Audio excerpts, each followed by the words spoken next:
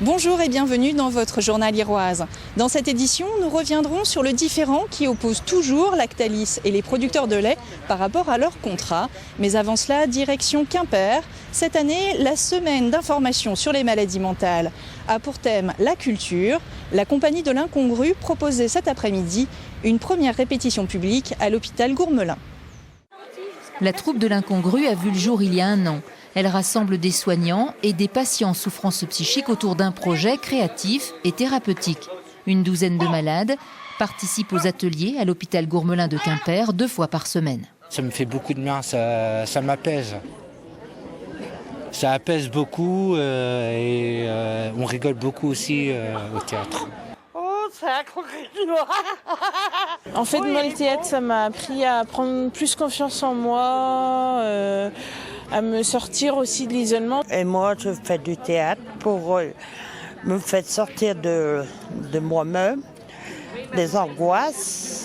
Après avoir travaillé sur l'adaptation du roman de Muriel Barbery, L'élégance du hérisson, les comédiens appréhendent le jeu d'acteur.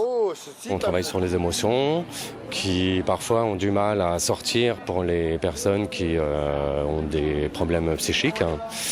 Ça leur permet d'expérimenter justement tout ce qu'il y a à l'intérieur d'eux qui est cloisonné et renfermé, et de pouvoir le sortir tout en le maîtrisant dans un milieu sécurisé qu'une scène de répétition.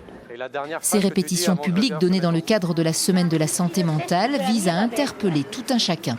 L'idée, c'est d'organiser des manifestations sensibles, invitant le public à, d'une certaine manière, porter un autre regard sur la souffrance psychique, sachant qu'on pense que l'art est en effet un médium extraordinaire pour relier les personnes. Pour reprendre la phrase de Malraux, l'art est le plus court chemin de l'homme à l'homme. Exposition, répétition, discussion, les échanges se poursuivront toute la semaine.